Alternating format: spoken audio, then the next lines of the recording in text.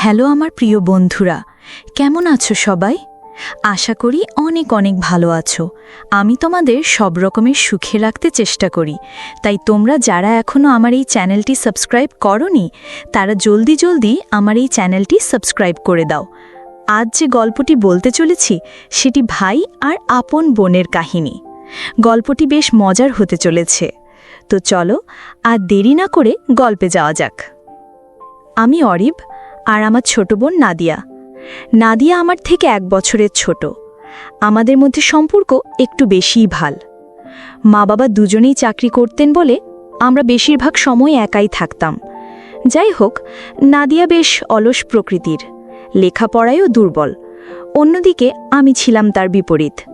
এজন্য প্রায় তার কাজ আমি করে দিতাম। আমাকে দিয়ে কাজ করানোর এক বিশেষ কায়দা ছিল তার। চোখ মুখ কালো করে বলতো, তুই না আমাকে ভালোবাসিস। ব্যাস, আর কিছু লাগতো না। বড় ভাই হিসেবে সে আমাকে সমীহ করত, আর করবে নাই বা কেন? বাবার বকা থেকে কতবার তাকে বাঁচিয়েছি তার হিসেব নেই। যাগ্গে সেসব, এবার মূল ঘটনাতে যাই। সাল 2015। তখন আমি ভার্সিটিতে 6ষ্ঠ সেমেস্টার আর নাদিয়ার 5ম সেমেস্টার। ফাইনাল পরীক্ষার সপ্তাহখানেক আগে হঠাৎ সে আমার ঘরে এসে বলে তার প্রিপারেশন কিছুই নেই, সে নির্ঘাত ফেল করবে। বিশেষ করে গণিতের অবস্থা অনেক খারাপ। এটা নতুন কিছু নয়, তবে এবারের অবস্থা একটু বেশিই খারাপ। বাবা জানলে খবর আছে। এটা শুনে নিজের পড়া ছেড়ে তাকে পড়ালাম। 4 রাত জেড়ে পুরো সিলেবাস গুলিয়ে খাওয়ালাম। পরে যথাসময় পরীক্ষা হলো। পরীক্ষা দিয়ে সে তেমন খুশি হতে পারল না। এদিকে তাকে পারতে গিয়ে আমার পরীক্ষাও একটু খারাপ গেল। যাই হোক, পরীক্ষার 3 দিন পর খাতা দেখানো হয়। নাদিয়া ভয়ে ভয়ে গিয়ে একমুখ হাসি নিয়ে ফেরত আসে, কারণ সে সবগুলোতে পাশ করেছে। সে তো মহা খুশি। আমাকে এসে বলতে থাকে, তুই যা চাস তাই দিব। আমি বারে বারে বলতে থাকি কিচ্ছু লাগবে না। তবে সে নাছোড়বান্ধা, কিছুতেই ছাড়বে না। শেষে আমি মুখ ফসকে ওটার কথা বলে ফেলি, কিন্তু সে জানতো না যে আমি আসলে কি চেয়েছি। আমি আগেই বলছিলাম কিছু লাগবে না, থাক। নাদিয়া বলল, আমি প্রমিস ভাঙি না। মানে? তুই এদিকে এসে দাঁড়া। আমি হালকা খুশি মনে যাই। এই অনুভূতি সব ছেলের জন্যই স্পেশাল, তার উপর যদি হয় আদরের বোনের থেকে। তাকে দেখতে বেশ কিউট লাগছিল। ফর্সা মুখে লাল আভা। সে লজ্জায় মুখ অন্যদিকে ফিরায়, আবার তাকায়। তাকে দেখে আগে কোনো দিনও এমন হয়নি। হঠাৎ সে লজ্জার হাসি দিয়ে বলে, এটা পরিষ্কার তো? সে আনাড়ি ঠিকভাবে পারছিল না। কিছুক্ষণ পরেই আমি বলি, আর লাগবে না, থাক। সে উঠে গিয়ে কুলি করে। খানিক পরে এসে বলে, কেমন হইল? বেশি ভালো না, এটা আমরা প্রথমবার, একবারই যা অবস্থা। নাদিয়া জেদ করে বলে, আমি শিখব, তুই শিখাবি। নাদিয়া এমনই, লেখাপড়া ছাড়া প্রায় সব বিষয় নিয়ে সিরিয়াস। এভাবে আমাদের দিন কাটতে থাকে। নাদিয়া আমাকে দিয়ে নিজের কাজ করায় আর বিনিময়ে সেটার কথা বলে। প্রতিদিন না, সপ্তাহে 1 বা 2 দিন হতো। এর মাঝে ক্লাসও শুরু হয়। ধীরে ধীরে সে পেকে গেল, বেশ ভালোই পারত। জড়তা কেটে গিয়েছিল সব। এমনই একদিন সে এমন স্বর্গে সুখ চোখ বুজে আছি, সে এতটাই ভালো করছিল যে আমি ধরে রাখতে পারি নাই। সে দ্রুত মুখ সরিয়ে উঠে গিয়ে কুলি করে আর বলে, এটা কি ছিল? ভালোবাসার দান। মানে যখন তারা অনেক ভালো পায় তখন এমনটা হয়। তুই অনেক ভালো করেছিস, এটার প্রমাণ। এটা শুনে নাদিয়া হালকা খুশি হয়। পরে তাকে আমি আর ভিডিও দেখাই। এভাবে আমি তাকে নানান বিষয়ে শিখাতাম। ধীরে ধীরে সে খাওয়া আয়ত্ত করল। একদিন আমি বিছানায় বসে আছি, টেবিলের উপর বই রাখা। উঠে গিয়ে নিতে ইচ্ছে করছিল না। তখন নাদিয়া আমার রুমের সামনে দিয়ে যাচ্ছিল। ওকে বলি বইটা দিতে। সে মুখ বাঁকিয়ে বলে, বদলে আমি কি পাবো? আমি তার কাজ করে দেব। মানে তুই আমাকে দিবি? কেমনে কি? কালকে দেখবি, এখন বইটা দে। সে বইটা দিয়ে চলে যায়। পরদিন আমাদের ক্লাস ছিল। আমি দুপুর নাগাদ ফিরি। নাদিয়া আমার আগেই ফিরেছে। খানিক বিশ্রাম নিয়ে তার রুমে যাই। সে বলে, কি দিতে আসলাম? কি কেমন? সেই রকম। এরপর আমি উঠে গোসলে যাই, সে শুয়েই থাকে। পরে একদিন আমি নাদিয়ার পরিষ্কার করে দিয়েছিলাম। কি সুন্দর! পাঠকদের জন্য বোনের কিছু বর্ণনা দিই। নাদিয়া একটু মোটসোটা গোলুমলু টাইপ। উজ্জ্বল ফর্সা রং। সে নিজের যত্ন নেয় না, প্রতিদিন গোসল করে না, মুখে ব্রণ, উস্কু খুস্কু চুল, দেখতে তাই তেমন আকর্ষণীয় লাগে না। কোনো বয়ফ্রেন্ড জোটে না, কিন্তু আমার চোখে সে হয়ে ওঠে অপরূপ সুন্দরী। একদিন রাতে আমি চোখ বুজে এক মিষ্টি স্বাদের মজা নিচ্ছি। তখন বাবাও ঘরে ছিল, আমাদের দিকে পিঠ দিয়ে বসে টিভিতে খেলা দেখছিল, আর আমরা আমাদের কাজে ব্যস্ত।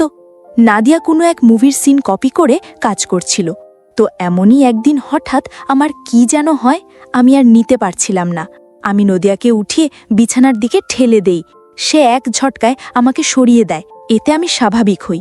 পরক্ষণেই মনে হয় কি করতে যাচ্ছিলাম, এটা ভেবে লজ্জায় নিজের রুমে চলে যাই। বেশ অপরাধ বোধ হচ্ছিল। 10 মিনিট পর নাদিয়া আমার কাছে আসে। সরি, আমি নিজেকে কন্ট্রোল করতে পারি নাই। থাক, মন খারাপ করিস না, তবে এমনটাই হওয়ার ছিল। নিজেকে কন্ট্রোল করা আসলেই কঠিন। আমি তার বিচক্ষণ জবাব শুনে অবাক হই। নাদিয়া বলছে এটা সঠিক সময় নয়, আমাদের আরও প্রিপারেশন নিতে হবে। আমি অবাক হয়ে, মানে? আরে বোকা, এতদিন দেখছি, কি হয় জানিস তো, আমাদের প্ল্যানিং করতে হবে। এই কয়েকদিনে মেয়েটা বেশ পেকে গেছে, বেশ কথা শিখেছে। একবার কি কাজে তার ল্যাপটপ ধার নিয়ে দেখেছিলাম, সেও একা দেখা ধরেছে। যাকগে, নাদিয়ার কথাই বোকা বনে গেলাম। বললাম, তোর তাহলে সবকিছু ঠিক থাকলে কোনো সমস্যা নেই। নাদিয়া লজ্জায় লাল হয়ে হ্যাঁ সূচক মাথা নাড়ে। আমাদের সম্পর্ক অন্যদিকে মোড় নেয়। পরদিন ভার্সিটি থেকে ফেরার পথে দূরের এক দোকান থেকে চকলেট কিনি। নাদিয়ার চকলেট খুব পছন্দ। দ্রুত বাসায় ফিরি। নাদিয়া ঘরেই ছিল। বেল শুনে দরজা খুলে দেয়। আমি টুপ করে ঢুকে দেখাই। দেখে সে বলে, ওয়াও, চকলেট! এটা খাওয়ার না। আমি জানি তুই বড় হয়ে গেছিস। নাদিয়া আমাকে বলল, তুই ঘরে ঢুকে বিশ্রাম নিতে থাক। আমি ঘরে ঢুকে ফ্রেশ হয়ে রেস্ট নিচ্ছি। এমন সময় দেখি নাদিয়া জুস গুলিয়ে আনে। আমি বলি, এটা কি আমার জন্য? হ্যাঁ। এত ভালোবাসা রাখি কই? নাদিয়া আঙুল দিয়ে দেখিয়ে, এখানে। নাদিয়ার এমন পরিবর্তনে খানিক অবাক হচ্ছি, আবার খুশিও হচ্ছি। মিশ্র অনুভূতি। সেও এখন প্রায় নিয়মিত দেখে। বলে রাখি, তখন আমার 24 আর নাদিয়ার বয়স 23। দুইজনেই পরিপক্ক পরিণত। জুসটুক খেয়ে বাইরের পোশাক ছেড়ে নাদিয়ার ঘরে গেলাম। আমায় দেখে সে বলে, এখনই? দাঁড়া, আগে কিছু কথা আছে। কি কথা? আমি তাকে তার সবকিছু আর সে কি হারাবে সেটা বুঝিয়ে বলি। নাদিয়া আমাকে বলল, আমি তোকে বিশ্বাস করি, সব তোর। বাইরের লোক কি না কি করবে, আমি রিস্ক নিতে চাই না। এতটুকুই জানার ছিল। তারপর আর কে দেখে আমাদেরকে? আমি তাকে জিজ্ঞেস করলাম, কেমন ছিল? ভালো, অনেক ভালো। চল গিয়ে গোসল করি। আর একটু থাকি না? চল এবার যাই। আচ্ছা। নাদিয়ার নাকি তলপেটে ব্যথা করছিল, তাই তাকে পেন কিলার খাওয়াই। সে অবশ্য ব্যথা হতে পারে ভেবে আগেই খেয়ে নিয়েছিল। মা বাবা ফিরতে ফিরতে ব্যথা অনেকটাই কমে আসে। আমাদের মধ্যে জিনিসটাও স্বাভাবিক হয়ে গেল। সপ্তাহে 1-2 বার। এভাবে দিন চলতে চলতে হঠাৎ একটা বড় সুযোগ এলো। একদিন রাতের দিকে মা বাবার ঘরে গিয়ে শুনি তারা জমি নিয়ে কি যেন বলছে, কি যেন ঝামেলা হয়েছে। পরে জানতে পারি চাচা ফুপুদের মধ্যে জমি নিয়ে বিরোধ, এটা মামলা পর্যন্ত গড়াতে পারে। এজন্য বাবাকে এই সপ্তাহে গ্রামে যেতে হবে, মাও যাবে সাথে। ঝগড়ায় নানান কথা উঠতে পারে বলে আমাদের নেবে না। এটা শুনেই মনটা পেখম তুলে নাচল।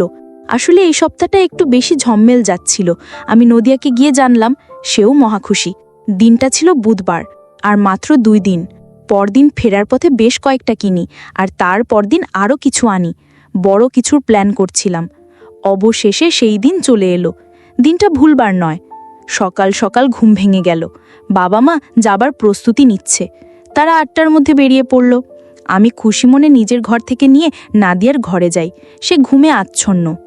সে একটা বড় শ্বাস নিয়ে হালকা হেসে জিজ্ঞেস করে, চলে গেছে ওরা? তাকে ডেকে বললাম, কি খাবি দুপুরে? এটা। সে তারপর মতো শুরু করে। আমি আর না পেরে ছেড়ে দেয়। সে গিয়ে তার মতো করে গিলে খেয়ে নেয়।